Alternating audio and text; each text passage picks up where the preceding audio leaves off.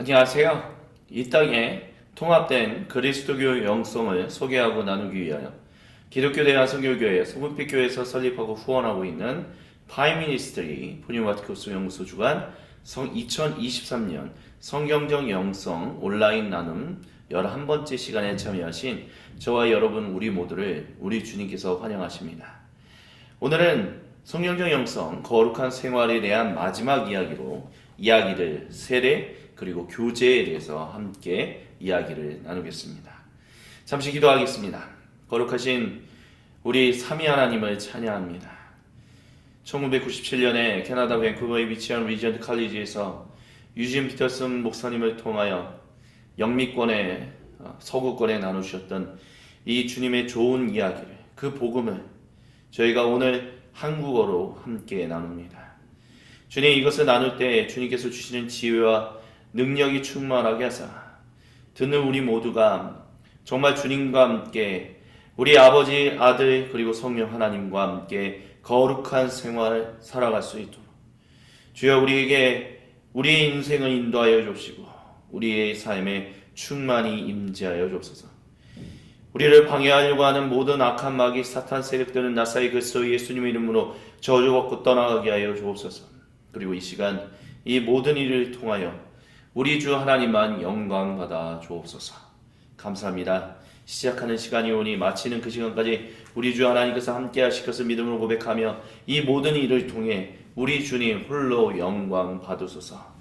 우리 주 살아계신 예수님의 이름으로 기도드립니다. 아멘. 예, 그래서 오늘 이제 거룩한 생활 마지막 파트를 이제 이야기를 나눕니다. 그리고 이제 다음 주에 이제 결론 부분을 이제 나누고 저희는 성경적 영성을 마무리하게 됩니다. 주님께서 주시는 지혜와 능력이 우리 안에 충만하게 하사 정말 우리가 창조하시고 구원하시는 그 하나님과 함께 더불어 거룩하게 생활하는데 정말 주님이 주시는 귀한 일들이 우리의 인생 가운데 넘쳐나기를 간절히 소망합니다. 그것을 간절히 소망하며 이 시간 함께 이야기를 나누시겠습니다. 유진 피터스 목사님을 통해서 나누었던 그 주님의 이야기, 성경적 영성, 비블리컬 스피리추얼리티, 그 마지막은 아니죠. 어쨌든 다음 시간에 결론이 있지만 이 이야기를 이제 마무리하는 이제 마지막 홀리 리빙에 대한 얘기는 방금 전에 말씀드렸던 것처럼 Stories, Baptism and Fellowship, 이야기들 그리고 세례 그리고 교제에 대한 이야기입니다. 거룩한 영성에 대한 거룩한 생활, 우리는 누구나 다 거룩한 생활을 살아가고 싶어 합니다. 거룩한 인생을 살아가기 싫어하는 그리스도인은 없다라고 얘기할 수 있을 것입니다. 그렇다면 그 모든 사람들은 다 성인입니다. 하나님의 백성 다 성인들이다라는 것입니다. 하나님 자녀가 된 것을 보여주는 단어가 바로 성인이라는 단어다라고 유진 피터스 목사님이 얘기합니다. 그리고 그리스도교가 말하는 성인되면 바로 세례를 받은 사람들을 지칭하는 것입니다. 그것이 어떤 세례냐, 유아 세례까지 포함해야 할 것이냐, 이런 부분에 대해서는 유진 피터스 목사님이 따로 별 이야기를 전하지는 않았습니다. 하지만 중요한 것은 나는 이제는 이전과 같게 살지 않겠습니다. 이제는 삼위 하나님과 함께 더불어 거룩하게 나는 살기를 원합니다. 그분의 자녀로서 살아가길 원합니다. 예수님을 안에서 내가 살길 원합니다. 그래서 아버지, 아들 그리고 성령님의 이름으로 세례를 받는 사람들, 그들이 바로 성인된 사람들이다 라고 얘기할 수 있습니다. 그리고 우리가 기억해야 할 것은 예수님은 스스로 다시 살아나신 것이 아닙니다.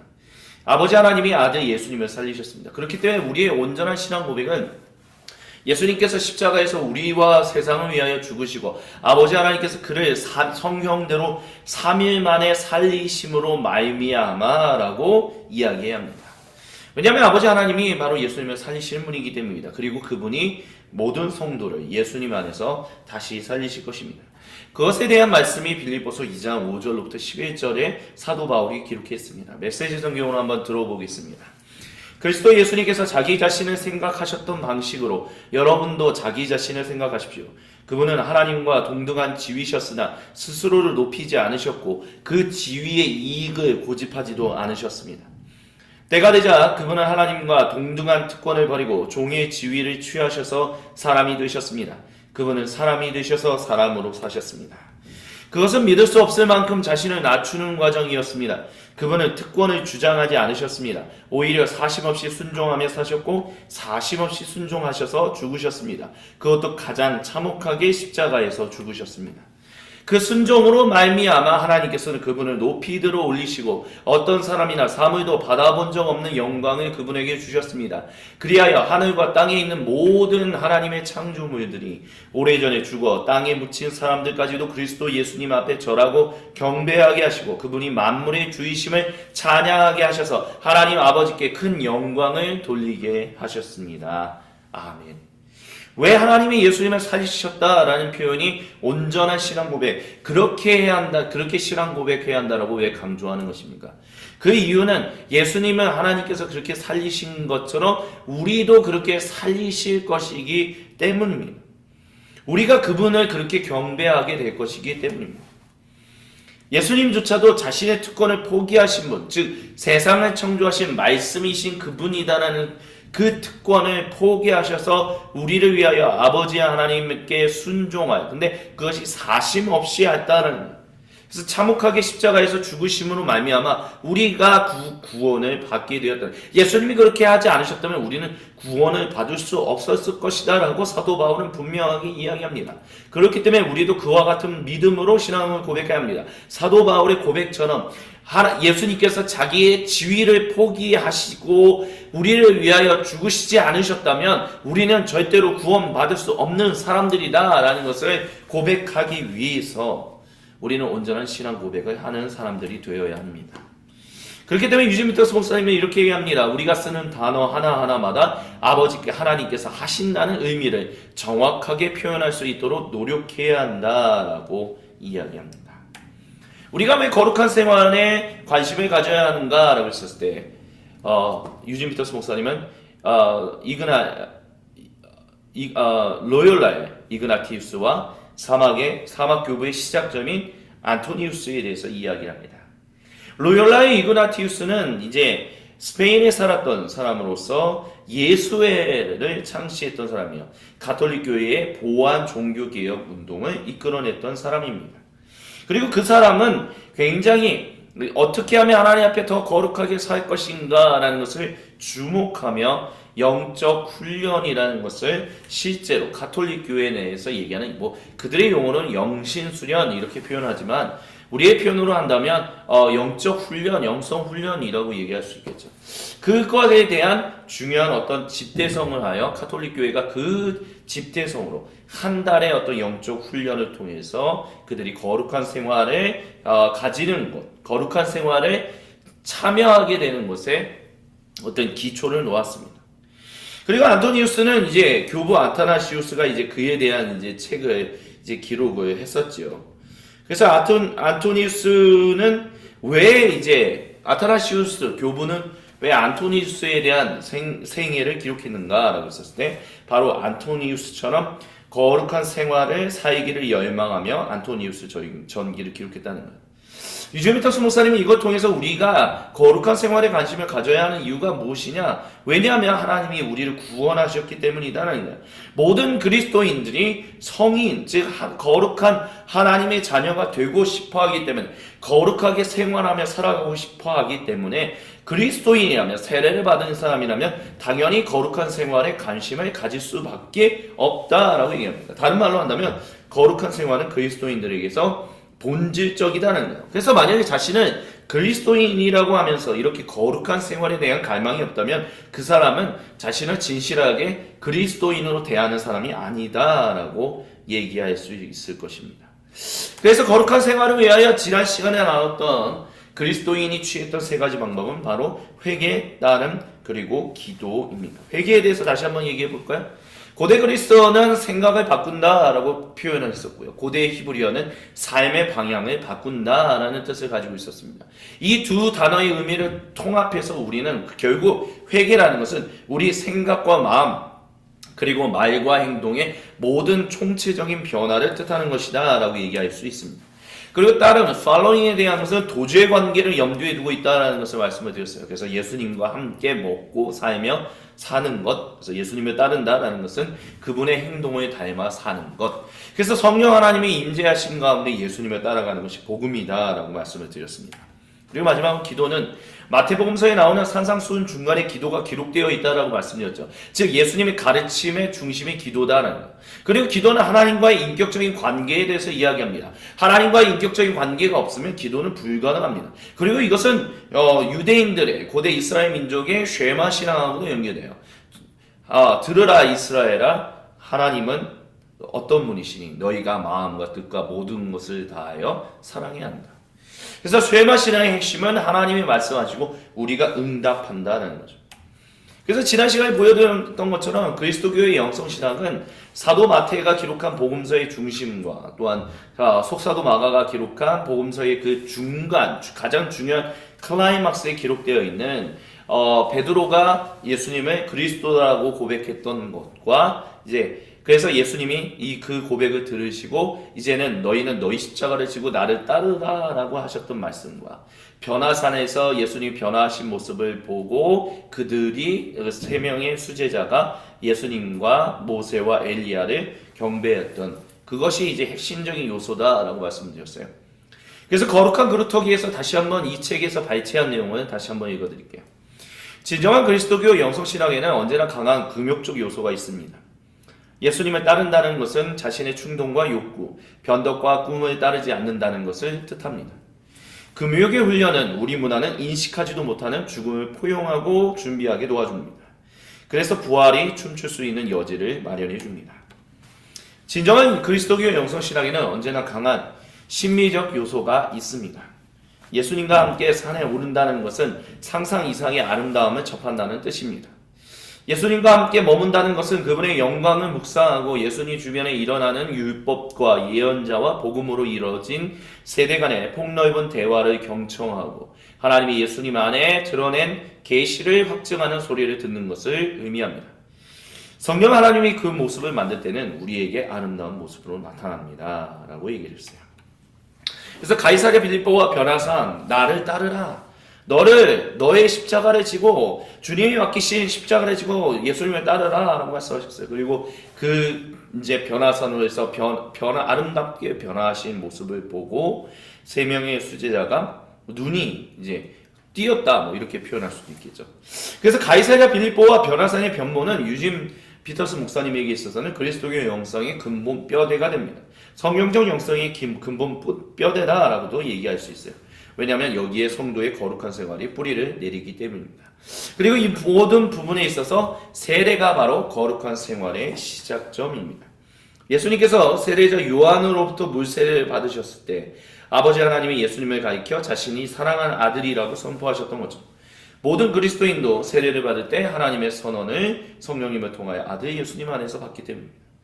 그리고 이제 전적인 하나님의 은혜로 하나님의 자녀가 된 모든 그리스도인들은 거룩한 생활을 위하여 예수님처럼 자기를 부인, 즉 회개하고 십자가를 따를 때 예수님처럼 아름다운 변모를 경험하게 됩니다. 세례를 받아야만 이 모든 일이, 즉 길과 산으로 묘사되는 이 영성신학의 핵심, 성령적 영성의 핵심, 거룩한 생활의 핵심을 따라갈 수 있다는 것. 세례를 받지 않고서는 그 길을 갈 수가 없다라는 것입니다. 아버지, 아들, 그리고 성령 하나님의 이름으로 세례를 받지 않은 사람은 이와 같은 길을 갈 수 없다는 것. 그래서 이 세례를 받은 사람들은 이 길과 산, 성경은 우리 삶을 가리켜서 이제 여정이라고 묘사를 하죠. 그래서 마치 길을 걸어가는 것. 그래서 제자도라는 표현을 쓰잖아요. 그래서 그리스도인들은 거룩히 생활하기 위하여 자기를 부인하고 자기에게 주어진 십자가를 지고 따라가야 한다라고 언제나 많은 사람들이 얘기합니다. 유진 피터스 목사님도 마찬가지고요. 그래야만 우리는 하나님의 영광과 아름다움이 주어지는 예수님의 모습이 변모된 것처럼 우리의 모습이 하나님으로 인하여 변모되는 그 거룩한 산에 오를 수 있기 때문이다라고 해요. 기억하십시오. 침묵한 어린 양을 따른다라는 것을. 예수님이 자신의 모든 특권을 포기하시고 사심 없이 하나님 말씀에 절대적으로 순종하셔서 십자가에서 죽으심으로 말미암아 아버지 하나님이 그를 살리셨습니다. 철저하게 침묵하셨다라는 거예요. 유진 목사님이 이렇게 얘기해요. 침묵은 우리가 걸어가야 하는 자기를 부인하고 자기 십자가를 지고 따르는 길에 생기는 장애물들을 걷어버리고 하나님께서 베푸시는 것을 분명하게 볼 수 있게 한다라고 해요. 그래서 침묵은 또 곧 회개다라고도 얘기할 수 있어요. 그래서 예수님이 침묵하셨던 그것에 대한 이야기가 기록된 이사야서 53장 7절부터 12절은 이렇게 얘기합니다. 두들겨 맞고, 즉 예수님이 두들겨 맞고 고문을 당했어도 그는 아무 말이 없었습니다. 도살장에 끌려가는 어린 양처럼, 털 깎이는 어미 양처럼 잠잠히 있었습니다. 정의가 죽고 그가 붙들려 갔건만 진상을 알았던 사람 있습니까? 자기 안위는 조금도 돌보지 않았던 그분이 죽으셨습니다. 피투성이가 되도록 얻어맞으셨습니다. 자기 백성의 죄를 위해 누구도 해코지 하지 않고 어떤 거짓도 말한 적 없는데도 그는 악인들과 함께 묻혔고 어느 부자와 함께 무덤에 뉘었습니다. 그러나 그를 그렇게 고통으로 짓누르는 것은 하나님께서 뜻하신 바였습니다. 그로 하여금 자신을 속죄제물로 내어주어 거기서 나오는 생명, 그 끝없는 생명을 누리게 하시려는 계획이었습니다. 하나님의 계획은 그를 통해 온전하게 이루어지는 것입니다. 그 극심한 영혼의 산고 끝에 그는 자신이 해낸 값진 일을 보며 기뻐하게 될 것입니다. 하나님이 그 의로운 종이 겪은 일을 통해 의로운 사람들이 많이 생겨나게 될 것입니다. 왜냐하면 예수님이 그들의 죄짐을 대신 짊어지셨기 때문입니다. 그러므로 하나님 말씀하십니다. 내가 그에게 넘치는 상을 베풀리라. 최고의 것, 최고의 영예를 주리라. 그가 죽음과 맞서 뒤로 물러나지 않았고 가장 낮은 이들과 기꺼이 친구가 되었기 때문이다. 그는 많은 사람들의 죄를 자기 어깨에 짊어졌고 모든 문제아를 위해 발벗고 나서 주었다. 아멘. 우리가 예수님의 그 길을 따라갈 때, 즉 침묵 가운데, 예수님의 침묵 가운데 그렇게 걸어가셨던 것처럼 우리가 침묵하며, 즉 회개하며 그 길을 따라갈 때 우리는 예수님께서 아름다운 모습으로 변모하셨던 것과 같이 하나님의 아름다움에 온전히 참여하게 될 것입니다. 이에 있어서 우리가 해야 할 일은 바라보는 것입니다. 세 명의 제자들이 예수님의 변모된 아름다움을 바라봤던 것처럼 우리는 하나님께서 보이시는 그 아름다움을 볼 수 있어야 합니다. 이 회개와 따름, 이것은 그리스도교 영성에 아주 오랫동안 내려왔던 부정과 긍정의 전통의 어떤 두 근본 뼈대다라고 얘기할 수 있어요. 부정의 전통은 자기를 부인하는 것과 연결되며 긍정의 전통은 산에 올라가서 하나님의 영광을 보는 것과 연결됩니다. 그래서 유진 목사님이 이렇게 얘기하죠. 모든 그리스도인들은 이 두 가지 방법을 통합하여 추구함으로써 거룩하게 생활할 수 있어야 한다라고 얘기해요. 이 두 가지 흐름은 하나님께서 행하시는 것이며 두 가지 흐름은 함께 가야 한다라고 해요. 그래서 이 부정의 예시, 이 아포베릭을 먼저 얘기했던 사람은 바로 디노시우스입니다. 사도 바울이 회심시켰던 디노시우스와 구분하기 위하여 가짜라는 뜻을 가진 위를 붙인 거죠. 그래서 이 사람이 저서한 책은 그리스도교 신비 전통의 뿌리로서 교회 내에서 인식되고 있습니다. 부정의 전통과 관련하여 유진 목사님은 확언되지 않은 믿음, 비본질적인 믿음에 대해서 말하는데 이것이 바로 디노시우스가 말한 정화, 조명, 일치라는 영혼의 상승, 즉 하나님께로 향하는 신앙을 이야기하는 것과 연결됩니다. 한 성도가 그래서 하나님과 가까워지기 위해서는 그 사람의 영혼이 하나님으로 인해서 정화되어야만 해요. 거룩해져야 한다는 거죠. 정결해져야 한다는 것입니다. 자신의 신앙의 바탕을 두어서는 안 됩니다. 왜냐하면 한 사람이 하나님 앞에서 그 어느 것도 정결하다라고 확언할 수 없기 때문입니다. 이게 바로 부정의 전통인 거예요. 그래서 디노시우스가 이야기하는 하나님은 이 세상 어떤 것과도 다르기 때문에 인간에게 적용되는 속성으로 정의 내릴 수 없다라는 것을 이야기합니다. 그게 바로 부정신학이라는 거예요. 그래서 성경에 나온 하나님에 대한 직접적인 묘사에 대해서 디노시우스는 오직 하나님을 정의할 수 없고 긍정을 통한 문장은 오직 하나님은 하나님이다만 진리가 될 수 있다라고 얘기해요.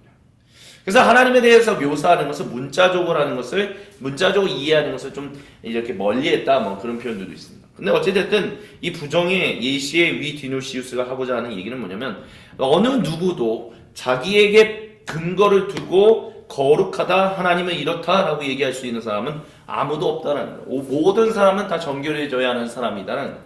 침묵 가운데 하나님을 따라간, 예수님을 따라 하나님과 한 가족이 되는 일을 해야만 하는 사람들, 그래서 자신의 모든 것을 끊임없이 자기 십자가를 짊어지고 가는 그 신앙의 고백이 필요하다. 그것이 바로 부정 전통이다라고 얘기하고 있는 것입니다.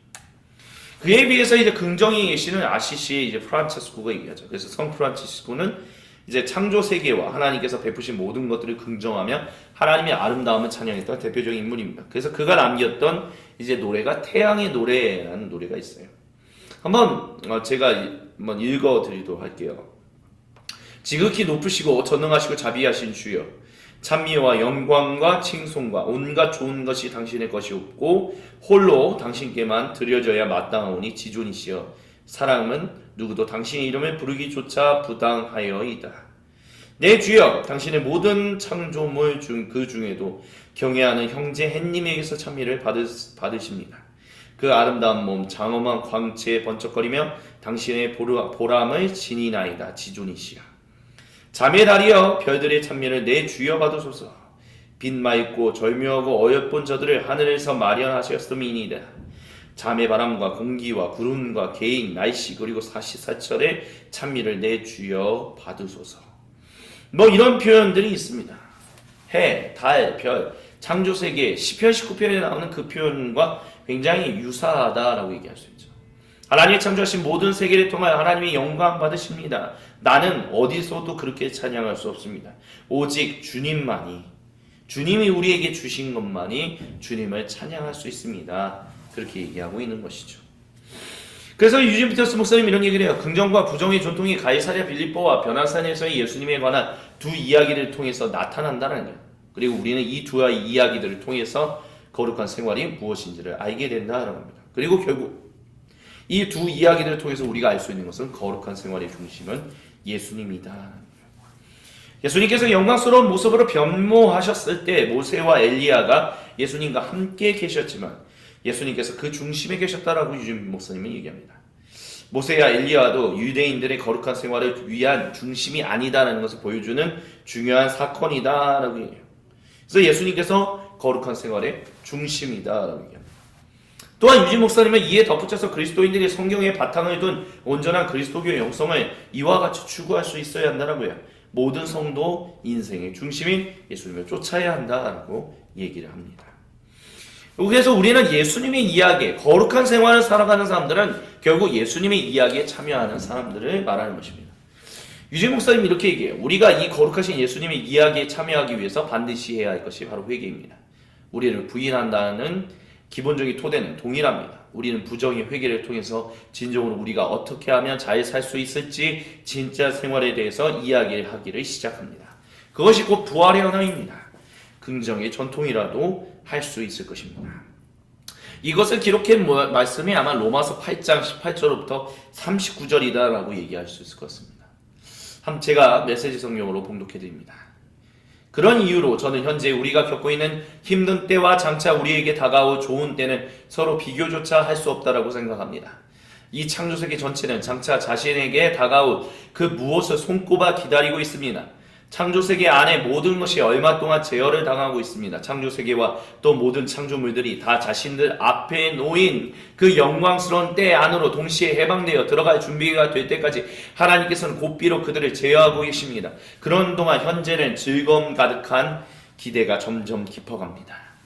우리 주변 어디를 둘러봐도 이 창조세계를 마치 해산을 앞둔 임신부와 같습니다. 세상 전체가 겪고 있는 이 고통은 한마디로 해산의 고통입니다.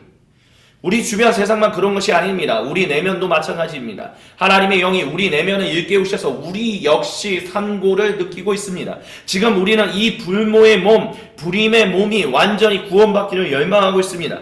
기다림이 우리를 작아지게 하지 않는 이유가 바로 여기 있습니다. 임신부의 기다림은 임신부를 작아지게 하지 않기 때문입니다.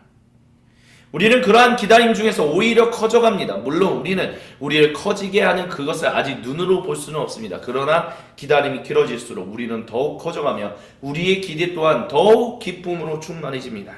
기다리다 지치는 순간에 하나님의 영이 바로 우리 곁에서 우리를 도우십니다. 어떻게 또 무엇을 기도해야 할지 몰라도 괜찮습니다. 그분이 우리 안에서 우리를 위해 우리의 기도를 하십니다. 할 말을 잃어버린 우리의 탄식, 우리의 아픈 신음소리를 기도로 만들어 주시기 때문입니다. 그분은 우리 자신보다 우리를 훨씬 더 잘 아시고 임신부와 같은 우리 상태를 아셔서 늘 우리를 하나님 앞에 머물게 하십니다. 그래서 우리는 하나님을 사랑하는 우리 삶 속에 일어나는 모든 일이 결국에는 선한 것을 이루는 데 쓰인다는 확신을 갖고 살 수 있습니다. 하나님은 처음부터 자신이 하실 일을 분명히 하셨습니다. 처음부터 하나님은 그분을 사랑하는 사람들의 삶을, 그분 아들의 삶을 본떠 빚으시려고 결정해 두셨습니다. 그분의 아들은 그분께서 회복시키신 인류의 맨 앞줄에 서 계십니다. 그분을 바라볼 때 우리는 우리 삶의 본래 어떤 모습이어야 하는지 깨닫게 됩니다. 하나님의 일처럼 그분의 자녀들이 어떤 모습이어야 하는지를 결정하신 뒤에 그들의 이름을 불러주셨습니다. 그리고 이름을 부르신 뒤에는 그들을 그분 앞에 굳게 세워주셨습니다. 또한 그들을 그렇게 굳게 세워주신 뒤에는 그들과 끝까지 함께 하시며 그분이 시작하신 일을 영광스럽게 완성시켜 주셨습니다. 여러분 어떻습니까? 이처럼 하나님이 우리 편이 되어주셨는데 어떻게 우리가 패배할 수 있겠습니까? 아들을 보내셔서 우리 인간의 처지를 껴안으셔서 죄악의 일을 감수하기까지 하시는 하나님, 그 하나님께서 우리를 위해 자신의 전부를 주저없이 내놓으셨다면 그분이 우리를 위해 기꺼이 아낌없이 하시지 않을 일이 무엇이 있겠습니까? 누가 감히 하나님께서 택하신 이들을 들먹이며 그분께 시비를 걸 수 있겠습니까? 우리를 위해 죽으신 분, 우리를 위해 다시 살아나신 분께서 지금 이 순간에도 하나님 앞에서 우리를 변호하고 계십니다. 그 무엇이 우리와 우리를 향하신 하나님의 사랑을 갈라놓을 수 있겠습니까? 절대 있을 수 없습니다. 고생도 난관도 증오도 배고픔도 노숙도 위협도 협박도 심지어 성경에 나오는 최악의 죄들도 마찬가지입니다. 당신의 증오하는 자들은 눈 하나 깜빡 않고 우리를 죽입니다. 그들의 손쉬운 표적인 우리는 하나씩 하나씩 처치됩니다. 그 무엇도 그러나 우리를 동요시키지 못합니다. 예수님께서 우리를 사랑하시기 때문입니다. 저는 절대적으로 확신합니다. 그 무엇도 산 것이든 죽은 것이든 천사적인 것이든 악마적인 것이든 현재 것이든 장래 것이든 높은 것이든 낮은 것이든 생각할 수 있는 것이든 생각할 수 없는 것이든 절대적으로 그 무엇도 우리를 하나님의 사랑에서 떼어놓을 수 없습니다. 우리 주 예수님께서 우리를 꼭 품에 안고 계시기 때문입니다. 거룩하신 우리 주님의 말씀입니다. 아멘. 주님 영광 받으소서. 그렇습니다. 우리의 기다림, 부정의 전통, 한마디로 말하면 우리가 현재 겪고 있는 모든 어려움이 부정의 전통 가운데 들어가 있는 것이다 라고 얘기할 수 있어요. 그리고 창수세계조차도 얼마 동안 제어를 당하고 있다는 것이 바로 부정의 시간을 겪고 있는 것이다 라고 할 수 있습니다. 하지만 그런 시간 가운데서 즐거움 가득 찬 긍정의 전통이, 긍정의 생각이, 긍정의 믿음이, 부활의 언어가 우리의 삶을 가득 채우게 한다라고 얘기합니다. 그래서 이와 같은 것들을 우리를 끊을 수 있는 사람이 아무도 없다라고 사도 바울은 확신에 차서 우리에게 이야기해 주었습니다.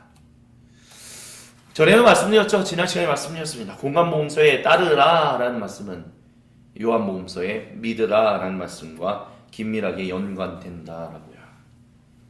공간복음서는 예수님의 순환에 초점을 맞췄죠.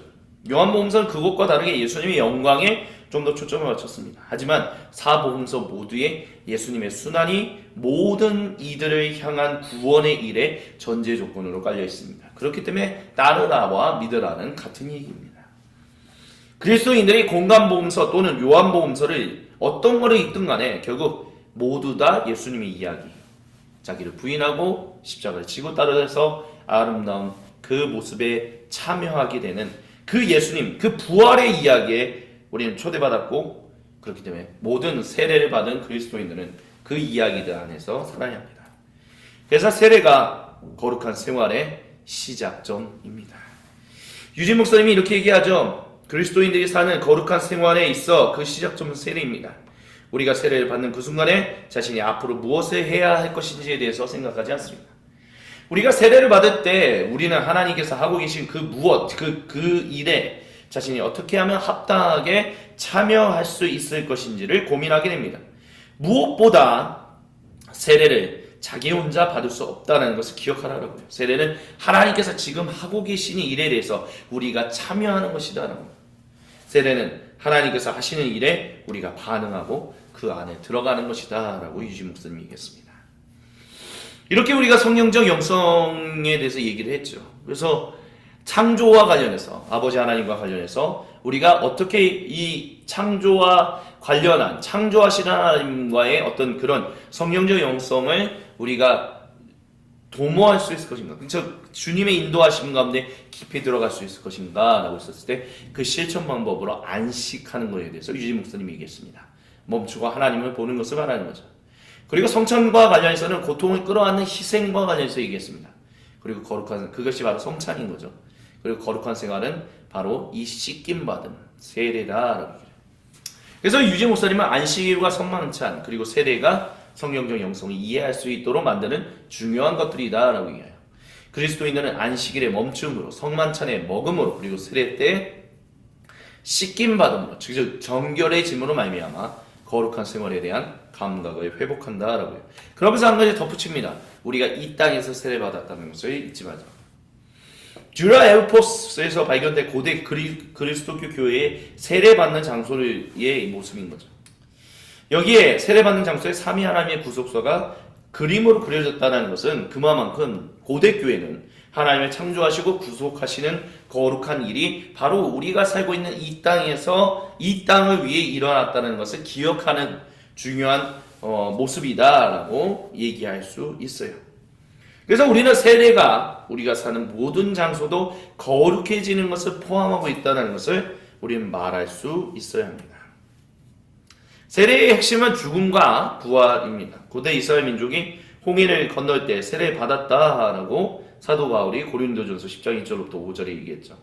예수님도 세례자 요한을 통해 세례를 받으셨고 오순절 마가의 다락방에서 초대교회도 성령님 하나님의 세례를 받았어요. 사도 바울이 이렇게 얘기합니다. 친구 여러분, 우리의 역사를 떠올려 경계를 삼기 바랍니다. 우리 조상들은 모두 하나님의 섭리로 구름의 인도를 받았고 기적적으로 바다를 건넜습니다. 모세가 그들을 종의 상태에서 구원으로, 죽음에서 생명으로 이끌 때 그들은 우리가 세례를 받듯이 물속을 지났습니다. 그래서 죽음을 통과하여 새 생명을 얻었다. 죽고 부활했다. 이렇게 표현할 수 있는 것이죠. 세례는 바로 그것을 얘기하는 겁니다. 이제 나는 죽고 예수님을 인하여 예수님 안에서 나는 삽니다. 특별히 우리는 삼위 하나님의 이름으로 세례 받습니다. 세례는 삼위일체 구조에서 사람들에게 주어집니다. 아버지, 아들, 그리고 성령님의 상호 관계 속에서 모든 사람들이 새 생명을 받죠. 예수님이 이렇게 말씀하시지 않았습니까? 하나님께서 내게 주신 권세와 명령으로 너희에게 이 일을 맡긴다. 너희는 세상으로 두루 나가서 만나는 모든 사람마다 이 생명의 길로 훈련시키고 아버지, 아들, 그리고 성령의 이름으로 그들에게 세례를 주어 표를 삼아라. 그리고 내가 너희에게 명령한 모든 것을 삶으로 살아가도록 가르쳐라. 너희가 이 일을 하는 동안에 이 시대가 끝날 때까지 날마다 하루도 빠짐없이 내가 너희와 함께 있을 것이다. 아버지, 아들, 그리고 성령 하나님의 이름으로 세례를 주라라고 예수님이 얘기했다라고 사도 마태는 분명하게 이야기합니다. 그래서 거룩한 생활에 대해서 세례가 뜻하는 요소들을 다시 한번 정리한다면 다음과 같습니다. 첫 번째, 거룩한 생활은 주어지는 것입니다. 우리가 주도적으로 하는 게 아니라 하나님이 주시는 거예요. 또한 삼위 하나님으로 인해서 우리는 완전히 새로운 존재가 되는 것입니다. 그리고 이것은 역사적으로 일어나는 일입니다. 지금 여기서 일어나는, 그리고 물질적인 거예요. 그리고 평범한 일상에 뿌리 내려져 있습니다. 그리고 물세례와 성령세례는 외면과 내면에 각각 작용하지만 같은 것을 얘기한다라고요. 그래서 세례는 일상적이면 전체적이고 대상적이면 물질적이다라고 정리할 수 있다고 합니다. 또한 이것과 관련해서 우리가 기억해야 할 중요한 사건이 있다라고 해요. 그건 바로 바베탈 사건에 많은 사람들이 언어가 흩어져서 완전히 나눠져서 뿔뿔이 흩어져서 살게 된 것과 오순절 마가의 다락방 때 성령님이 임하셨을 때 모든 사람들이 세례를 받을 때 그들이 한 언어를 안 배웠던 언어조차도 할 수 있었다는 거예요. 바벨탑은 사람이 자신의 안전과 명예를 위해 스스로 일으킨 사건이었습니다. 그런데 오순절은 하나님께서 하신 일로서 모든 그리스도인들이 삼위 하나님으로 인해 그분이 머무시는 성전이 되었다는 것. 그래서 진정한 안전과 명예, 한 가족, 하나님의 한 백성을 삼게 한 놀라운 사건이다. 그렇기 때문에 세례받음은 바로 이 거룩한 생활을 위협하는 위협 요소인 분파주의를 깨고 하나됨을 추구하는 것이다 라고 얘기해요. 유진 목사님은 이렇게 얘기합니다. 한 세례를 통하여 우리 모든 그리스도인들이 하나의 공동체가 되었습니다. 그렇기 때문에 우리 안에 분파주의가 있어서는 안 됩니다.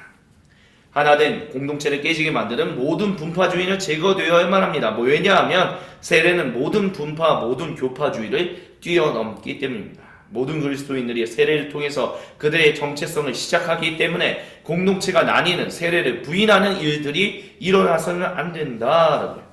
그래서 우리가 각각 다른 교파라 할지라도 우리는 결국 모두 사도적 공동체인 것을 잊지 말아야 한다라고 해요. 그래서 분파주의는 이단이 신하게 하는 일을 공동체에다가 한다라고 해요. 즉 전체에서 어떤 부분을 의도적으로 떼어내는 것을 얘기하는 거죠. 그 부분 자체는 물론 좋은 것, 하나님의 작품이에요. 하지만 전체에서 떨어져 나갈 때 그것은 맥락을 잃어버리고 따라서 축소되며 그것이 그 전체에서 받아야 할 것을 받지 못하며 그 전체의 나머지 부분들이 그것에서 받아야 할 것을 주지 못한다.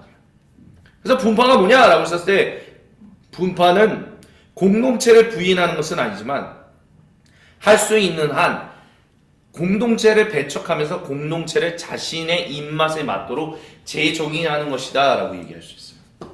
그렇기 때문에 분파를 만들고 싶어하는 충동은 항상 자기주의, 즉 이고센트릭, 그것에 뿌리를 내고 있다. 자기주의란 내게는 다른 사람들이 필요하지 않고 다만 그들이 내게 해줄 수 있는 것들이 필요할 것이다, 필요할 뿐이다 라는 기만적인 생각일 뿐입니다. 그래서 자기주의는 삶을 내 욕망과 필요와 선호의 수준으로 이제 축소시키죠. 특별히 개신교회가 참 이런 분파주의적인 충동이 참 강해요. 왜 그러냐? 우리에게 자신이 좋아하지 않는 사람들을 사랑해야 한다거나 또한 예수님의 기도를 따라 자신이 만나고 싶지 않은 사람들과도 관계를 맺어야 한다거나 하는 어려움을 갖지 않으면서도 자기들의 모임을 마치 공동체처럼 보이게 해주는 편리한 외양을 제공하기 때문이다. 그래서 우리는 결국 그런 분파가 계속해서 생기면 부활 공동체에 들어가는 것이 아니라 종교 클럽을 형성하는 것이다. 그래서 이런 분파주의를 어떻게 이길 수 있느냐 했을 때 유진 피터스 목사님은 교제 펠로십이 굉장히 중요하고 분파주의를 넘어서는 실천이 여기 있다는 거예요. 그리고 이것에 대해서 우리에게 거룩한 하나님 말씀을 전해준 사람이 바로 사도 요한이다라고 해요. 사도 요한은 예수님의 사랑에 깊이 매료되어 있었던 인물이죠. 그렇기 때문에 사도 요한은 복음서에서 하나님께서 세상을 정말 사랑하사 아들 예수님을 이 땅에 태어나게 하셨다라고, 그게 복음이었다라고 해요. 근데 이제 사도 요한의 여러 저수들이 신약 성경 안에 포함되어 있는데 요한복음서는 하나님의 세상을 사랑하셔서 아들을 보내신 이야기, 즉 과거에 대한 얘기를 다루고 있다라고 얘기할 수 있어요. 그리고 계시록은 그와 다르게 그 사랑이 어떻게 더 멋진 모습으로 지속될 것인지를 보여주는 미래에 대한 얘기를 담고 있습니다. 그래서 이 과거와 미래의 이야기를 가지고 요한서신서는 그리스도인들이 살아야 하는 삶, 즉 교제, 코이노니아에 대해서, 현재의 삶에 대해서 얘기해요. 그래서 요한 서신서에서 발견할 수 있는 교제의 특징들을 유진 목사님 다음과 같이 얘기합니다. 첫 번째는 서로를 애정어린 어조로 불러야 한다는 것. 두 번째는 예수님의 증인을 분명히 기억하는 것. 세 번째는 예수님의 성품으로부터 나오는 그분의 칭호를 기억하는 것. 네 번째는 교회 공동체의 핵심은 사랑이라는 것. 다섯 번째는 마귀의 공격이 있음을 기억하며 허술하게 살지 않는 것이다. 그리스도인들이 어떻게 이 땅에서 사랑받는 존재이면서 동시에 주님의 사랑으로 사랑해야 하는 공동체인 것을 잊지 말아야 한다고 해요. 그것이 바로 교제다라고 얘기합니다. 그래서 우리는 항상 성령 하나님을 통하여 아들 예수님 안에서 아버지 하나님과 친밀한 새 언약의 인격적인 교제를 나누기 위해서 stand firm, 예수님, 그 반석 대신 예수님 안에 굳건히 서 있어야 합니다. 사도 바울이 그런 얘기를 많이 했죠. 사랑하는 친구 여러분, 제가 너무나 사랑하는 여러분, 저는 여러분이 가장 좋은 것을 누리기 원합니다. 여러분은 저의 크나큰 즐거움이며 큰 자랑입니다. 그러니 흔들리지 마십시오. 그 길에서 벗어나지 말고 하나님 안에서 꾸준하십시오. 무엇을? 유오디아와 순두개에게 권면합니다. 견해차를 해소하고 화해하십시오. 하나님께서는 자기 자녀들이 서로 미워하는 것을 원치 않으십니다. 그리고 저와 멍에를 같이 한 동역자에게 부탁합니다. 그대가 그들과 함께 있으니 그들이 문제를 잘 해결하도록 최선을 다해 도와주십시오. 이 여인들은 글레멘드와 저 그리고 다른 노련한 사람들과 협력하여 메시지를 전하려고 힘쓴 이들입니다. 그들은 우리만큼 열심히 일했습니다. 그들의 이름 또한 생명책에 기록되어 있다는 것을 잊지 마십시오. 날마다 온종일 하나님을 찬양하십시오. 하나님께 푹 빠지십시오. 만나는 모든 사람에게 여러분이 그들 편이며 그들과 함께 일하며 그들을 거스르지 않는다는 것을 할 수 있는 한 분명하게 보여주십시오. 주님이 곧 도착하신다는 것을 그들에게 알리십시오. 그분은 지금 당장이라도 나타나실 수 있습니다. 마음을 졸이거나 염려하지 마십시오. 염려 대신 기도하십시오. 간구와 찬양으로 여러분의 염려를 기도로 바꾸어 하나님께 여러분의 필요를 알리십시오. 그러면 여러분도 모르는 사이에 하나님의 온전하심에 대한 감각, 곧 모든 것이 협력하여 선을 이루게 된다는 믿음이 생겨나서 여러분의 마음을 안정시켜 줄 것입니다. 그리스도께서 여러분 삶의 중심에서 염려를 쫓아내실 때 일어나는 일은 실로 놀랍기 그지없습니다. 결론으로 말씀드립니다. 친구 여러분, 참된 것과 고귀한 것과 존경할 만한 것과 믿을 만한 것과 바람직한 것과 품이 있는 것을 마음에 품고 묵상하십시오. 최악이 아니라 최선을, 추한 것이 아니라 아름다운 것을, 저주할 만한 일이 아니라 칭찬할 만한 일을 생각하십시오. 책에서 배운 것과 여러분이 듣고 보고 깨달은 것을 실천하십시오. 그러면 모든 것을 협력하게 하시는 하나님께서 그분의 가장 탁월한 조화 속으로 여러분을 끌어들이실 것입니다. 아멘. 그렇기 때문에 우리가 기억해야 할 것은 우리가 아버지, 아들, 그리고 성령님의 이름으로 세례 받았다는 것을 잊지 않는 것입니다. 이렇게 성경적 영성의 마지막 이야기를 함께 나누었습니다. 그리고 이제 다음 시간에 결론 부분입니다. 결론 부분은 유진 목사님이 얘기했던 그 강의를 제가 오롯이 읽어드리는 것으로 이제 마무리를 하려고 합니다. 오늘 나눴던 내용을 통해서 특별히 소금빛 교회 성도님들께 다음 주에 소그룹 모임을 가질 때 한 이 주제를 가지고 이야기를 나눌 수 있었으면 좋겠습니다. 교제는 무엇입니까? 그리고 우리는 삼위 하나님과 함께 더불어서 그 생명의 교제를 나누고 있는 공동체입니까?